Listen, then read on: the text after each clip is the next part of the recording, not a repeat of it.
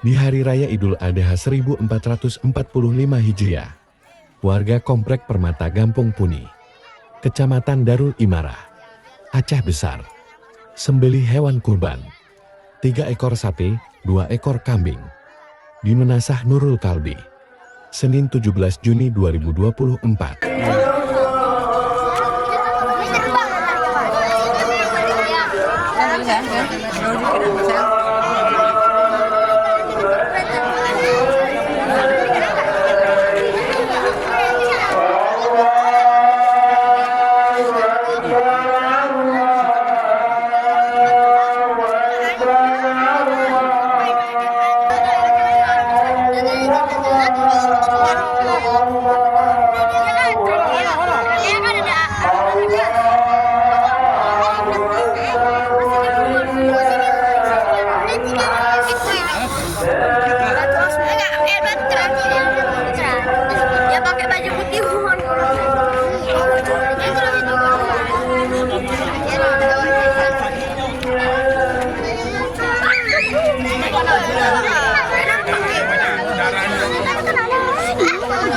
Saudara